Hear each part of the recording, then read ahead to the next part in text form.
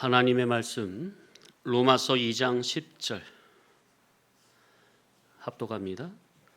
선을 행하는 각 사람에게는 영광과 존귀와 평강이 있으리니 먼저는 유대인에게요 그리고 헬라인에게라. 따라 하실까요? 하나님의 성품을 입은 자의 평강.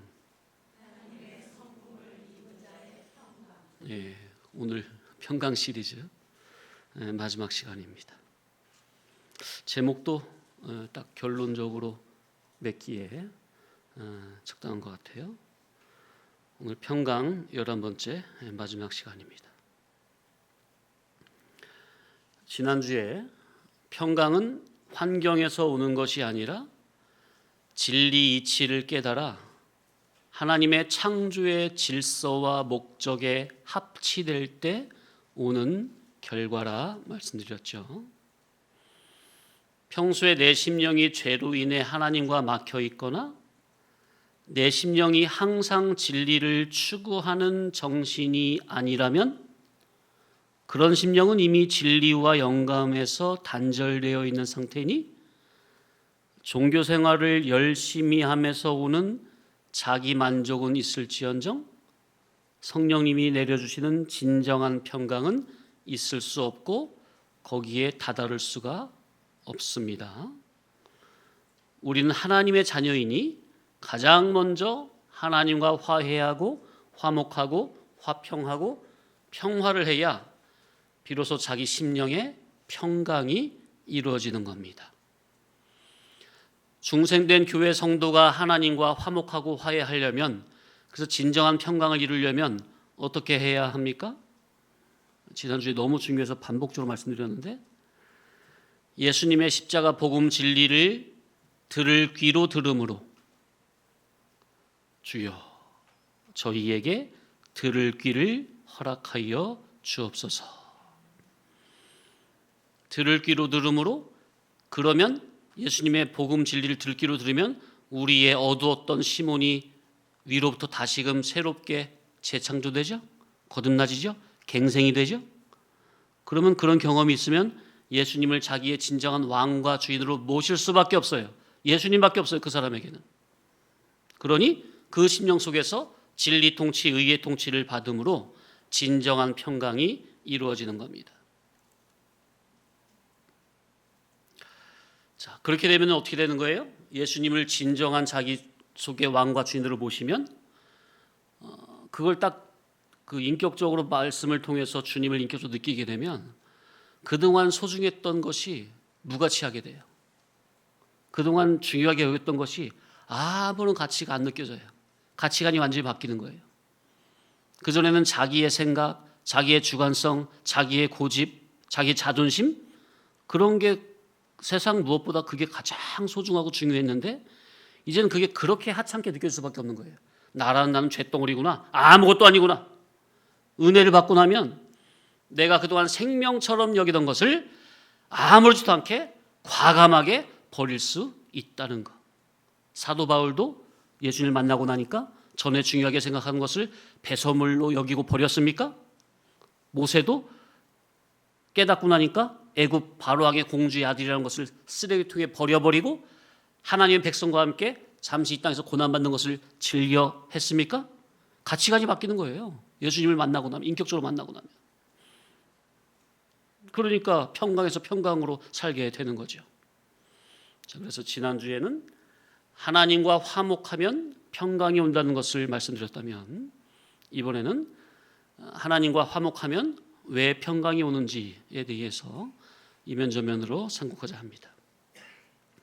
자, 구약에 하나님의 신에 감동된 요셉, 형들에 의해 애굽의 종으로 팔려가도 또 거기서 억울하게 감옥에 들어가도 요셉의 심령은 전혀 요동함이 없습니까?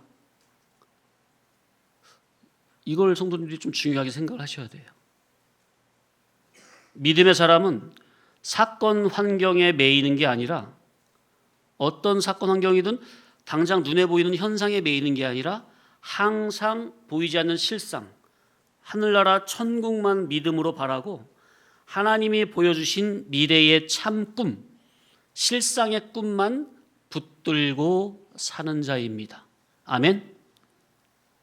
하나님이 보여주신 미래의 참 꿈, 실상의 꿈이 뭡니까? 우리에게 있어서 어디에서 큰 자? 천국에서 큰 자, 천국에서 존귀 영광자. 그래서 천국을 나와 함께 마음껏 누리고 다스리고 통치할 수 있는 영능의 온전자. 그러니 이런 하나님이 보여주신 참된 꿈, 하늘의 참 소망에 관한 이 꿈이 확실한 사람은 당장 눈에 나타나 보이는 세상이 어떻게 뒤집어져도 주변 환경에 의해 영향을 받지 않게 됩니다. 왜요? 하나님의 신실하심과 하나님의 언약을 이루심은 세상의 환경과는 상관없이 진행되기 때문입니다.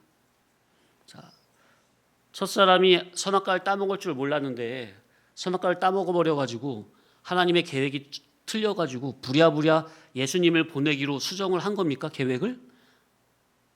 아니면은 하나님의 구원의 큰 계획에는 그 타락까지 이미 허용이 되어 있는 겁니까? 그걸 모르고 부랴부랴 예수님을 보냈다고 하면 하나님이 신이 아니시겠죠? 그죠? 전지전능이 안 되는 거죠? 다 예정 가운데 들어있는 거예요. 그렇다고 하나님이 예정했기 때문에 따먹었다는 말이 아니라 예정과 자유의지에 대해서는 우리가 또 상고를 해봤죠. 하나님의 신실하심과 하나님의 언약을 이루심은 세상의 환경과는 상관없이 쭉 진행이 되더라. 그러니 노예든 감옥살이든 심지어 전쟁통이라도 나를 천국에서 큰 자로 만드시겠다는 그 참 꿈으로 계시된 신실한 언약은 변함없이 그대로 진행되고 있다는 거. 형들이 요셉을 아무리 미워해도, 그죠? 죽이려고 해도, 애굽의 종으로 팔아도, 거기서 잘 있다가 그냥 또 갑자기 그냥 누명 써가지고 감옥에 들어가도 차질이 없어요. 차질이. 오히려 그런 것들을 다 하나님은 그런 것까지 다 동원해가지고 요셉을 천국의 큰 자로 만들어 가시더라. 아멘. 거기에 누가 들었어요? 그 요셉에? 바로 우리 믿음의 사람이 들어있어요. 요셉은 애굽에 은 20에 팔려가든 엉뚱한 여자 때문에 누명으로 감옥에 들어가든 요셉이 천국 준비하는 데는 전혀 상관이 없습니다. 심령이 평강한 사람은 오직 하나님이 보여주신 참꿈, 곧 하늘나라에서 존귀 영광자, 큰 자 되는 것만 붙들고 살아가는 겁니다. 하나님이 요셉에게 보여주신 꿈이 뭐예요? 밑에 사람이 되는 거예요? 우두머리가 되는 거예요? 그게 이 세상에서 우두머리가 되는 거고 당장 보면은 또 애굽의 총리가 되는 것처럼 보이죠. 그러나 그런 것들은 다 과정이라고 그랬죠. 진짜 목적은 어디에서 우두머리, 어디에서 큰 자가 되는 거? 하늘나라 영원한 우리의 본향, 천국에서 큰 자가 될 것을 참 꿈으로 보여주시고 이 세상에서는 그렇게 그 천국의 그것을 계시 목적으로 형들이 절하는 거, 11별이 절하는 거, 그리고 또 부모님을 모시는 거, 그리고 애굽의 총리가 되는 거, 그런 것을 현상에서는 계시로 맛보기로 보여주시는 것이다 그 말이에요. 그게 진짜 목적이 아니다. 진짜 목적은 어디? 참 실상의 꿈은 어디? 애굽의 총리, 현상의 총리, 아니면 실상의 큰 자. 그거라니까요. 그걸 우리에게 요셉을 통해서 우리에게도 계시로 보여주시는 거예요. 이 시간에. 신령세계 하나님의 나라, 그 나라만 붙들고 사는 겁니다. 오직 하나님의 신실하신 언약만 붙들고. 이게 바로 하나님의 언약에 붙들린 천국 백성 성도입니다. 얼마나 감사한 거예요? 얼마나 담대한 거예요? 내 속에 나보다 내가 하나님을 잡는 이 믿음은 너무 연약한데 하나님께서 강력한 손으로 오른손으로 나를 붙들어 주신다니까요. 그걸 놓지 않으시고 끝까지 견인해 가신다니까요. 얼마나 감사해요. 이처럼 확실한 보직이 어디 있어요? 이게 무슨 언약? 창세기 15장에 횃불어냐. 너는 인간 너는 못할지라도 나 혼자 독단적으로라도 이루고야 말겠다. 그래서 자, 알고 보면은 기본 구원, 칭의 구원만이 아니라 성화 구원도 하나님께서 거진 다 하시는 거예요. 나는 그냥 순종 하나만 하는 거예요. 순종 하나만. 하나님의 영원 궁극적인 언약에 붙들린 사람은 항상 내가 영원히 거할 진짜 참 본향인 신령 천국에서 큰 자가 될 것을 사모함으로 이 땅에서는 오직 하나님의 언약만 붙들고 언약에 붙들린 바가 되어 말씀의 인도에 그 현실에서 하루하루 순종의 길만 걸어갈 뿐인 겁니다. 뭘 계산을 안 해요. 육적인 계산을 안 해요. 당장 내가 할 일이 뭐예요? 천국 백성 하나님의 자녀로서 말씀의 인도에 그저 순종. 오늘도 순종, 내일도 순종. 그것만 할 뿐이에요. 앞날은 누구에게 맡기고, 사건 환경 존재는 누구에게 맡기고, 세상 돌아가는 건 누구에게 맡기고, 하나님께 믿음으로 맡기고. 사건 환경 돌아가는 건 하나님께 맡기고, 나는 천국 백성으로서 내가 처한 현재 현실에서 성도로서의 해야 할 본분, 곧 말씀 순종만 할 뿐인 겁니다. 하나님의 언약은 항상 어디를 지향하고 지시하고 가리키고 있죠? 하나님의 언약은 이 땅입니까? 천국입니까? 네, 천국이죠. 바로 저와 여러분이 천국에서 영원히 큰 자, 존귀 영광자, 멸류관 쓸 자. 그러니 이 궁극적인 언약에 붙들린 사람은 항상 천국에 합당한 온전자로 성화 성장할 목적으로 이 나그네 세상은 훈련소로 생각하기 때문에 훈련소에서는 어떻게 그냥 놀아리 하면서 편안한 사건만 있는 겁니까? 훈련소는 원래 힘든 겁니까? 눈꽃을 새가 없어요. 아침부터 저녁까지 그냥 편안하게 허리띠 풀고 그럴 새가 없다고요. 이 세상은 훈련소입니다. 예. 그러니 어떤 사건, 환경, 존재라도 낭망치 않아요. 모든 것을 이런 사람이든 저런 사람이든 이런 환경이든 저런 환경이든 어떤 것이든 전부는 천국 준비에 이용하고 활용하고 선용하는 겁니다. 그래서 로마서에 뭐라고 했어요? 8장에 하나님을 사랑하는 자, 곧 그 뜻대로 부르심을 받은 자에게는 모든 것이 합력하여 선을 이루느니라. 선을 이루느니라 뭐예요? 궁극의 선의 나라에 합당한 선의 사람으로 만들어지는 그것에 다 동원된다는 거죠. 따라합시다. 천국 백성인 나는 사건 환경의 진행은 하나님께 맡기고 내가 처한 현실에서 말씀 순종만 한다. 왜냐하면 사건 환경은 하나님께서 저와 여러분의 성화 구원을 위해서 이 모양 저 모양으로 잡아 돌리신다는 굳건한 믿음이 있으니 그거는 하나님의 처분에 맡기고 나는 성도로서 천국 백성으로서 현재 내 할 도리만 본분만 다 한다는 정신입니다.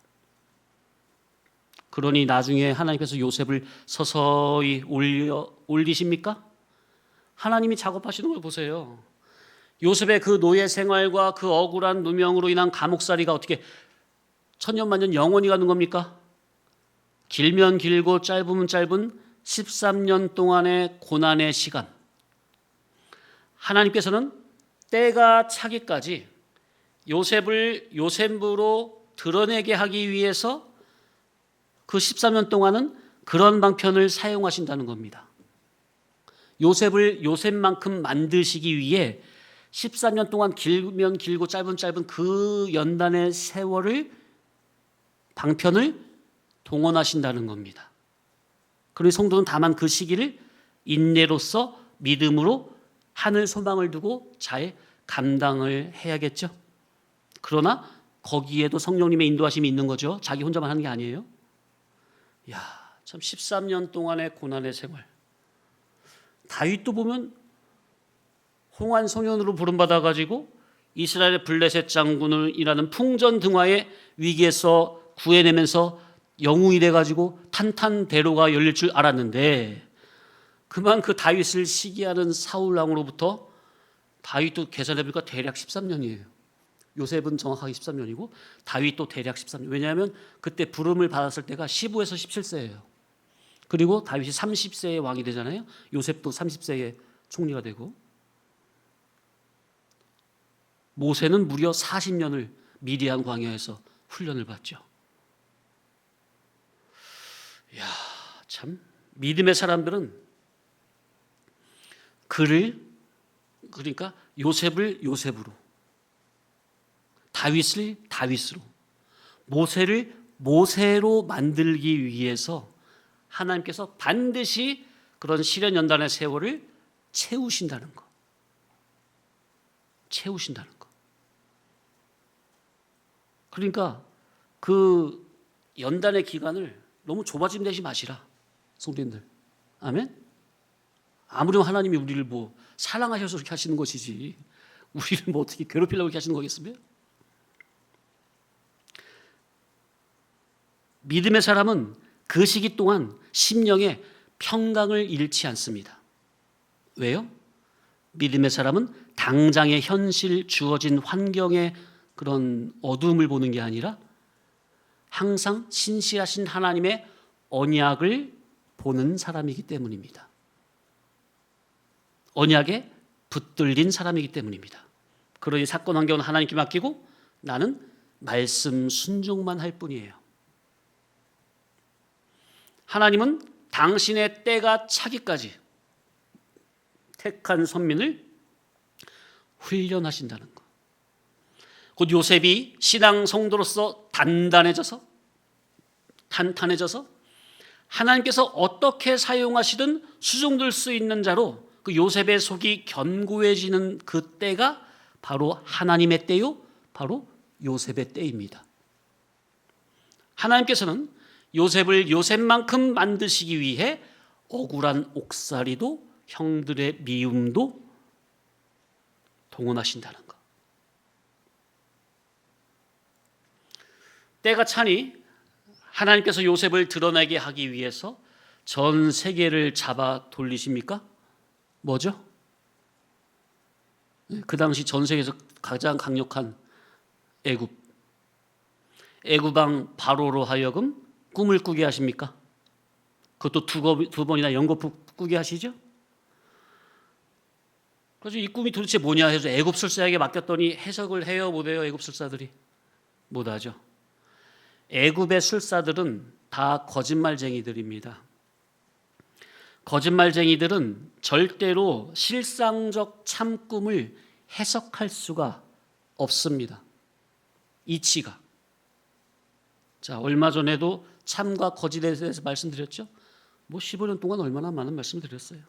자, 다시 거짓말이 뭐라고 그랬어요? 이 세상에서 한 그 말의 효력이 이 세상에서는 뭐 맞는 것 같지만 죽음의 선을 넘지 못한다면 그 말은 다 어떤 말이라?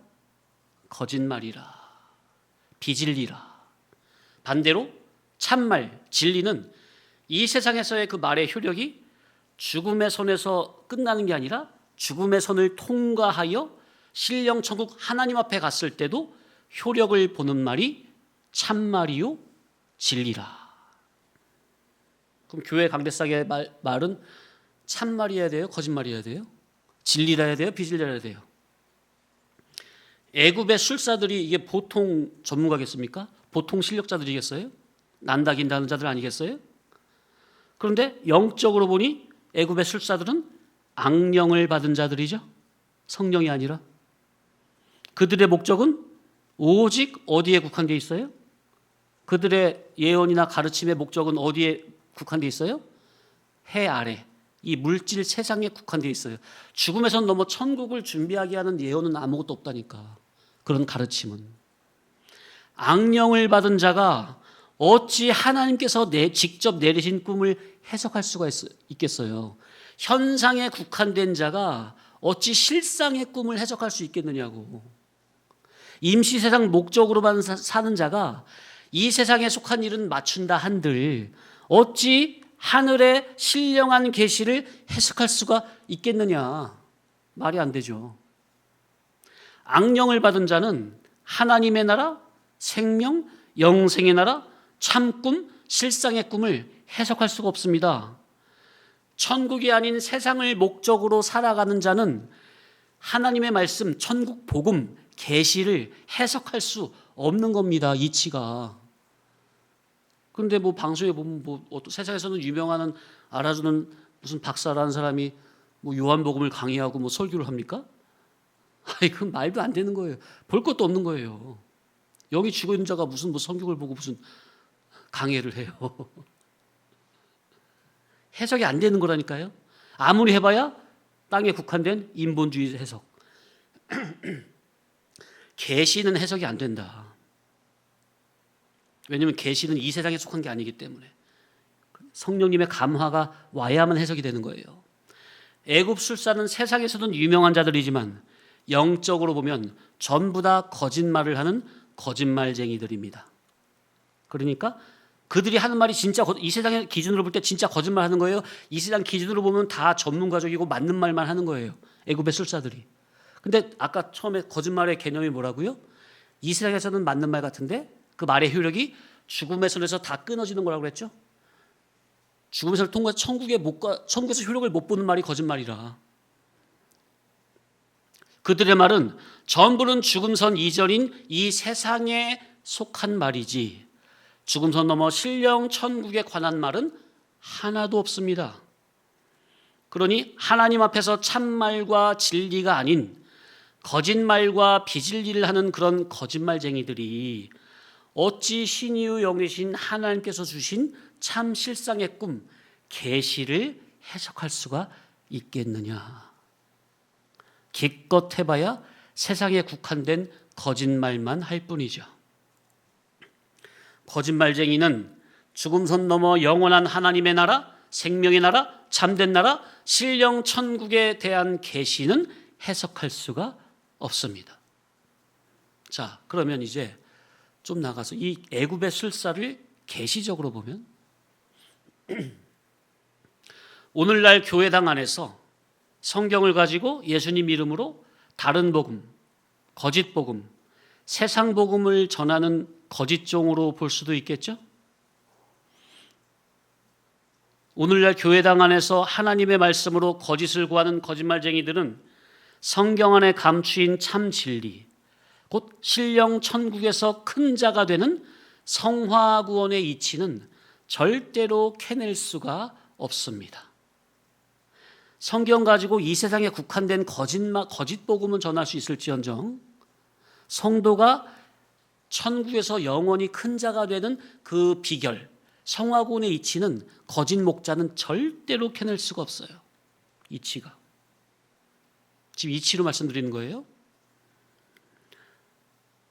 반면 요셉은 하나님의 사람으로 하나님이 보여주신 참 꿈을 붙든 선지자입니다. 그러니 바로의 꿈이 해석이 되는 거죠. 자, 그 바로의 꿈 해석도 요셉이 잘나서 해석이 된 겁니까? 하나님의 신에 붙들린 사람은 성령님의 감화 감동으로 하나님께서 어떻게 하실 것이 보여지고 느껴지고 해석이 되는 겁니까? 앞으로 세상이 이렇게 돌아갈 것이다. 하나님께서 이렇게 하실 것이다. 정확하게 해석을 하죠? 바로가 그냥 놀라 자빠지죠? 그러니 너같이 신에 감동된 사람을 어디서 구할 수 있으랴 하면서 내가 너보다 높은 것은 이 왕자리밖에 없다 하면서 왕의 반지를 줍니까? 자, 비슷한 이치로 오늘날도 하나님의 사람들은 사람을 볼 때 육적 감정이 아닌 영의 이치, 진리 이치로 보니 저 사람 저렇게 계속 나가면 앞으로 어떻게 되겠다 하는 것이 말씀의 법칙에 의해서 대략 짐작이 되는 겁니까? 성경의 믿음의 사람들이 자녀들에 대한 예언도 그런 겁니다. 물론 거기에는 성령의 감동에 대해서 한 거죠. 또 다니엘도 마찬가지입니다. 다니엘이 어리지만 신의 감독이 되니까 하나님께서 작업을 하시죠. 다니엘을 드러내기 위해서. 느부갓네살이 밤에 2번씩이나 전율이 일어나도록 정말 엄청난 꿈을 꿨는데 아침에 일어나니까 전혀 생각이 안 납니까? 그러니까 느부갓네살 왕이 뭐래요? 술사들 불러다가 내가 꾼 꿈을 말하고 해석까지 해내려잖아요. 안 그러면 다 죽여버린대잖아. 와, 그런 게 어딨어요. 최소한 꿈이라도 말해주고 해석하라고 해야 되는데 느부갓네살 왕은 엄청난 꿈을 꿨는데 이러니까 하나도 생각이 안 나. 야, 아니 진짜 무슨 개꿈을 꿔도 생각나는 건데 왜 하나도 생각이 안 날까? 이게 계시적 의미가 있습니다. 자, 느부갓네살 왕이 꾼 꿈이 개꿈입니까? 하나님이 보여주신 꿈입니까? 하나님이 보여주신 꿈이죠. 육에 속한 사람에게 하늘나라를 보여주면은 생각이 나겠어요? 안 나겠어요? 볼 때는 와, 기가 막히다 하는 건데 딱 눈 뜨고 나면은 꿈에서 깨면은 하나도 생각이 안 나는 겁니다. 볼 때만 봐지는 거고 일어나면 까마득하여 하나도 생각이 안 나는 거예요. 왜 그럴까요? 세계가 다르고 질이 하늘과 땅 차이로 완전히 다르니까. 비슷한 예를 들어볼까요? 육신에 속한 성도에게 아직 심혼이 진리로 온전히 거듭나지 못한 어린아이와 같은 육적 종교인들에게 이 자리에 앉혀가지고 진리의 복음을 전하면 제가 그들이 알아듣지 못하게 어렵게 전할까요? 이치적으로 쉽게 전할까요? 그죠? 이치에 의해서 이치적으로 전한단 말이에요. 그러니까 이 자리에 앉아서 들을 때는 이치적으로 쉽게 떠먹여주니까 다 이해가 되고 아멘이 되는 건데 이제 그런 사람이 지식이 아직 진리로 바뀌지 않고 그냥 종교성 그 지식으로 돼 있단 말이에요. 물질 지식으로. 그런 사람이 이제 예배 마치고 집에 가서 예배당에서 들은 말씀을 가만히 생각해 보면은 어떻게 예배당 앉아서 맞아 그러고 나면서 끄떡 하면서 아멘 하던 것처럼 또다시 집에 와서 생각할 때도 맞아 아멘 될까요? 이상하다. 내가 그때 뭐에 홀렸었나? 왜 그랬지? 생각이 안 되고 도저히 이해가 안 되는 걸까요? 집에 가서 생각하는 것은 말씀의 이치대로 생각이 되는 게 아니라 기존 자기의 육적인 그런 타락적인 물질 지식의 개념으로 생각을 하기 때문에 에이 그래도 너무했지. 어떻게 그럴 수가 있어. 여기서는 아멘이 됐는데 집에서는 노멘이 되는 거예요. 전혀 반대로 생각이 된다고 반응이. 혹은 예배당에서 들으며 은혜 받았던 것을 집에 가서 다시 생각을 하려고 하면 도무지 하나도 기억이 안 납니까? 오늘 뭐 들었어? 눈만 깜빡깜빡하는 거죠. 분명히 들었는데, 분명히 은혜 받았는데 뭘 은혜 받았냐고 물어보면 눈만 껌뻑껌뻑하는 거예요. 오히려 내가 귀신에 흘렸나? 이상한 이단 사이비에 빠질 때 이렇게 빠진다던데? 하면서 이제 진리도 이제 막 이상하게 생각할 수도 있고요. 그게 왜 그런 거예요? 여기서 선포하는 말씀의 질과 성도 본인의 평소에 신앙해왔던 그 질이 하늘과 땅으로 영과 육으로 천국과 세상성으로 완전히 차원이 다르기 때문입니다. 그런데 이제 계속 반복적으로 와서 빠지지 않고 계속 듣고 듣다 보면은 이치가 다 오르니까 나중엔 이제 저절로 고개만이 아니라 마음까지 수그러지는 거죠. 설득이 되고 깨달음이 되는 거죠. 하나님이 보여주신 참 꿈은요, 계시는요, 영의 이치를 아는 자만이 계시를 받는 것이고 해석을 할 수가 있습니다. 애굽의 술사들이 해석을 못한 이유는 능력이 부족해서가 아니라 존재의 차원 자체가 달랐기 때문입니다. 술사들은 아래서 나고 땅에서 나고 육에서 난 육신의 사람. 다니엘, 요셉은 위로부터 물과 성령으로 진리와 영감으로 거듭난 신의 사람. 사람 존재 자체가 다르다니까요. 그러니 하나님께서 다니엘에게 그대로 보여주시고 해석까지 다 알려주십니까? 다니엘이 왕이 꾼 꿈을 잊어버린 꿈을 다 말해주고 해석까지 해주니까 이거 왕이 마음을 뺏길 수밖에 없죠. 오죽하면 전 세계를 통치하는 왕이 다니엘 앞에 절을 하죠. 또 한 나라의 임금이 20대 젊은이에게. 그래서 국무총리를 맡기죠. 자, 그러니까 요셉이든 다니엘이든 영의 이치를 깨달은 사람은 세상과 역사를 보는 관점과 분별력이 바로 서게 되는 거예요. 자, 그래서 평강이 뭐냐? 요셉과 다니엘처럼 하나님의 말씀에 붙잡힌 바가 되어 말씀의 인도 따라 순종하는 삶을 살다 보니 말씀의 인도 따라 순종의 삶을 계속 반복적으로 살다 보니 어느덧 하나님의 신의 거룩한 성품이 자기에게 덧입어집니까? 그죠? 그럼 그렇게 되면 그 사람 속에는 늘 성령님의 운이 기운이 돕니까? 그죠? 그 사람의 심령 상태가 바로 하나님이 거하시는 참 평강의 상태라. 이게 진짜 평강이에요. 자, 그러니까 참 평강은 어떻게 오는 거예요? 단순히 환경이나 심령의 안정 상태가 아니라 하나님의 진리의 말씀을 들을 귀로 깨달아 내 심혼이 말씀에 붙잡힌 바가 되어 매 사사건건마다 그저 순종의 삶을 하루하루 살다 보면 거기서 하나님의 거룩한 성품이 덧입어지는데, 그럼 하나님의 거룩한 성품이 있는 그 사람 속에는 누가 감동감으로 늘 운이 돌아요? 성령님께서 항상 성령의 충만으로 항상 운이 도니 그 심령 상태가 바로 뭐라? 평강이라. 이야. 그러니 아예 세상 사람들은 평강이 없는 거고요. 기독교인조차 이제 말씀드린 이러한 이치를 모르고 이러한 삶을 살지 않는다면 진정한 참 평강은 있을 수가 없습니다. 기독자가 나름 그래도 종교성은 있어서 교회마다 충성자들은 있죠 다. 퍼센테이지로 한 교회마다 20%는 충성자라고 합니다. 그러니까 그런 충성자가 있어서 열심히 종교생활을 해도 평소 강대상에서 선포되는 말씀이 참 실상의 꿈, 계시의 말씀, 참 진리이치, 생명이치, 하나님의 신적인 도덕이치의 말씀이라야 되겠는데 그게 아니라 물질 지식의 개념으로 성경을 영의 말씀을 잘못 해석하여 다른 복음, 세상 복음, 거짓 복음을 전한다면, 그래서 그 말의 효력이 이 땅에서만 유효하고 천국에서는 하나도 쓸모가 없는 기복주의 복음, 신비주의 복음, 그런 다른 복음, 거짓 복음이라면 그런 말씀은 아무리 열심히 오래 많이 먹으면서 종교생활을 해도 그 사람 심령에 진정한 평강은 있을 수가 없는 겁니다. 그런데 오늘날 이런 비참한 상태에 빠져 있는 교인들이 얼마나 많은지 몰라요. 정말로 비통한 거예요. 정말 비통한 거예요.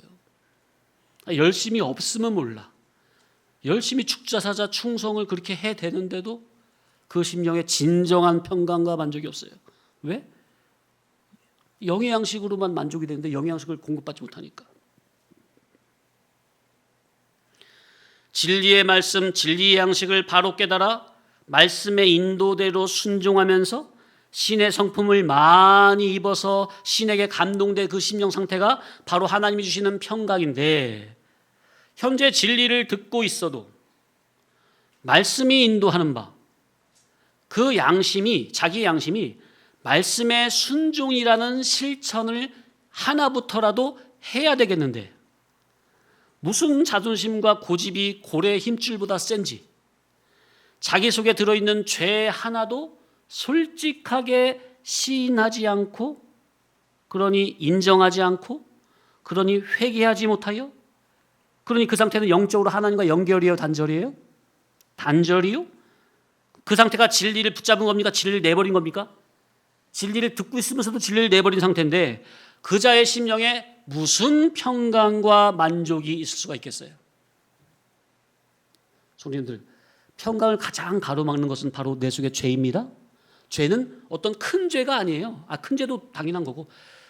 근데 큰 죄는 다 알잖아. 근데 아주 사소한 자기가 별것 대수롭지 않게 여기는 그 죄, 그거를 우습게 여기고 넘기는 거기서부터 평강은 깨지는 거예요. 평강을 찾고 싶으면, 참 심령의 만족이 되고 싶으면 지극히 작은 사소한 죄 하나부터 바로 잡아야 됩니다. 진리 말씀대로 순종이 돼야 된다고 말이에요. 그러니 진리를 들을 귀로 들어 자기 속에 들어있는 죄는 단 하나라도 무지르거나 무시하거나 미루지 말고 양심에 자극될 때마다 자기 죄를 솔직히 직시함으로 회개를 해야 합니다. 그런데 말씀을 들어도 대충 듣고, 그러니 여기 앉아는 있지만 말씀에 제대로 은혜를 받지 못하니, 깨달음이 제대로 안 되니 아무리 들어도 자기 죄가 발견이 돼야 안 돼요. 안 되는 거예요. 강팍하기 때문에. 그나마 살아있는 양심으로 자기 죄가 조금은 느껴져도 그걸 바로 직시하여 회개를 해야 될 텐데 그 즉시 회개하지 않고 미루거나 무시하거나 덮어두면서 회개를 않는다면 평강은 절대로 있을 수 없고 오히려 죄만 누적될 뿐이니, 성도님들, 하나님의 은혜를 헛되이 받지 말라고 그랬죠, 성경에. 그게 무슨 말이냐면요, 성도님들, 하나님의 말씀은 그냥 듣는 겁니까? 내가 아멘으로 받고 깨닫고 순종하기 위해서 듣는 겁니까? 근데 이 깨닫고 순종을 해야 될 이 말씀을 그냥 지식으로 듣기만 하고 순종을 안 하면 그게 바로 죄를 밥 먹듯이 짓는 겁니다. 예배 시간에 그냥 가만히 있는데 무슨 적극적으로 죄를 짓는 건 아니에요? 뭐 예배대에 앉아 말씀 시간에 무슨 어떤 도둑질하면 십계명의 죄를 질 수는 없잖아요. 그죠? 근데 적극적으로 말씀의 은혜가 돼야 되겠는데 은혜를 안 받으면은 그게 바로 하나님의 그 거룩한 말씀을 그냥 다 무지르는 거 아닙니까? 그게 바로 그 자체가 죄를 밥 먹듯이 짓는 거라니까요. 그게 계속되면 어떻게 돼요? 자기 양심이 무뎌져요. 영적인 문둥병이 걸려버려요. 그러면 여기서 이제 아무리 이제 성도님들의 세밀한 감춰지는 그런 죄가 드러나게 하려고 빛의 말씀이 들어가도요, 그냥 문둥병이 걸리면 어떻게 되죠? 감각이 있어요, 없어요? 잃어버리죠? 아프지가 않아. 따갑지, 양심에 자극이 안 돼. 어떤 말씀을 들어도. 그러니까 그냥 듣고서 가만히 있고 회개가 안 되는 거예요. 회개가 안 돼. 그래서 하나님의 말씀, 은혜를 절대로 헛되이 받으면 안 됩니다. 정말 하나님의 말씀은 정말 거룩한 마음으로, 겸손한 마음으로, 두렵고 떨리는 자세로 하나님의 말씀을 받는다. 그런 말씀으로 받아야지 그냥 뭐 너는 말해라, 나는 뭐 내 식대로 하련다. 큰일 납니다. 큰일 나. 이거 하나님을 정말 경홀히 여기는 큰 죄예요. 절대로 그런 교만한 죄에서 들으면 안 됩니다. 예. 그러니까 그렇게 회개를 안 하면은 절대로 평강은 있을 수가 없고 항상 어두운 뿐이니, 그런 심령은 날마다 바람에 밀려 요동하는 바다 물결처럼 마음에서는 항상 의심이 일어나고, 말씀을 듣는데 은혜를 못 받으면 오히려 죄가 악령이 발동돼 가지고 말씀을 듣는데 마음에서 항상 의심이 일어나요. 두 마음을 품어 모든 일에 정함이 없고, 그러니 정처 없이 떠도는 부평초처럼 심적으로 공허하고 어둡고, 그렇게 평생을 헛되게 살다가 공술의 공수거로 인생이 쇠잔하여 가는 겁니다. 그러니 그런 인생은 꽃이 만개했다가 시들어 없어지는 것처럼 평생을 유리방황하다가 집불 꺼지듯 순식간에 사라지게 됩니다. 신앙을 한다고 하는 내 마음의 뿌리가 항상 예수님의 십자가 복음 진리에 정착을 해야 합니다. 자, 내 마음의 뿌리가 어디에 정착을 해야 된다고? 어디에 뿌리를 내려야 된다고요? 따라합시다. 예수님의 십자가 복음 진리에, 거기에 뿌리가 내려져야 돼요. 그래야 어떤 사건, 환경, 존재의 바람 앞이라도 잠시 흔들림은 있을지언정 아예 뿌리채 뽑힐 일은 없는 겁니다. 이는 그 사람의 믿음이 좋아서가 아니라 예수님의 복음의 능력이 자기를 붙들어 주시기 때문입니다. 이게 바로 예수님의 십자가 복음의 능력입니다.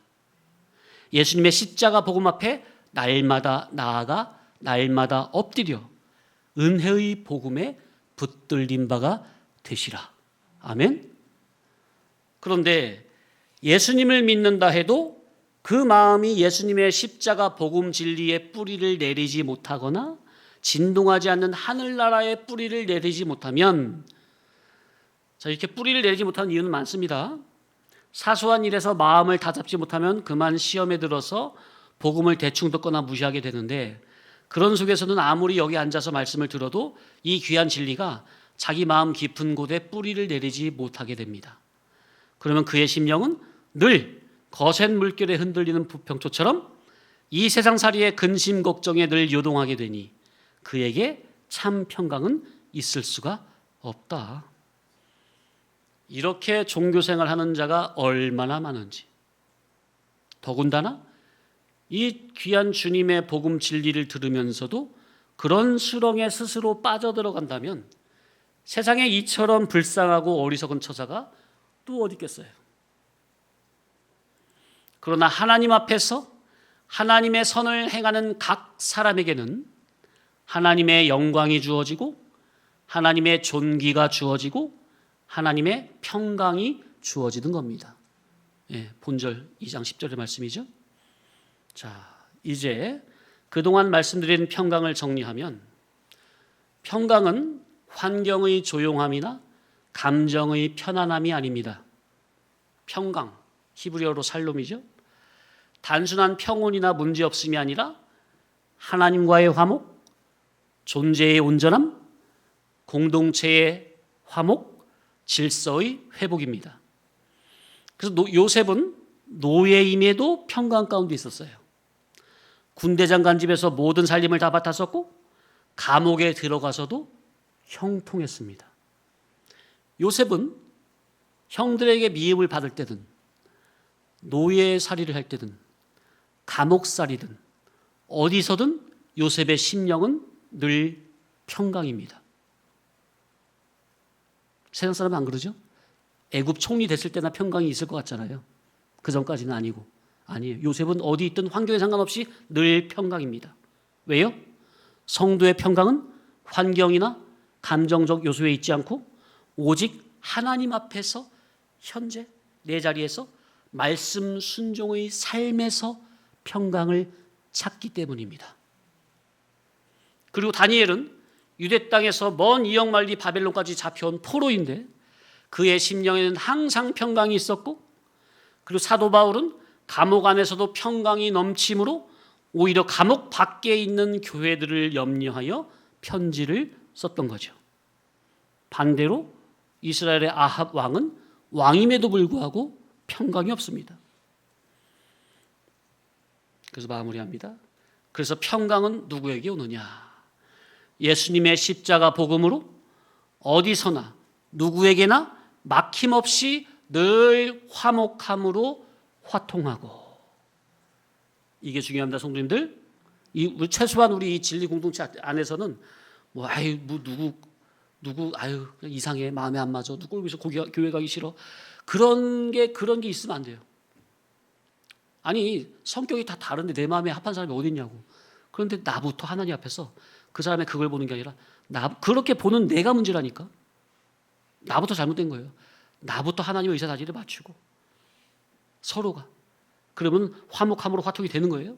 늘 그리스도 안에 거하며 하나님의 성품을 많이 덧입어서 성령께 감화 감동된 심령에게 주어지는 선물입니다.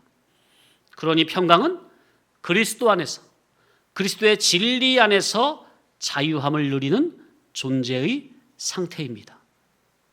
평강은 성령님께서 그리스도와의 연합 안에서 주시는 화목의 열매입니다.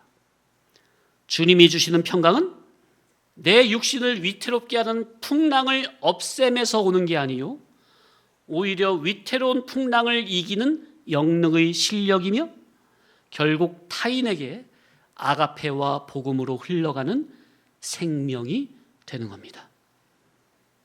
기도합니다. 사랑과 은혜가 풍성하신 하나님 아버지, 오늘도 참 평강의 길을 말씀으로 깨우쳐 주심에 감사합니다. 환경이 좋아서 평강한 사람이 아니라 예수 그리스도의 십자가 복음에 붙들려 하나님의 말씀에 그저 순종함으로 성령님의 감동 가운데 살아가는 거룩한 사람이 되길 원합니다.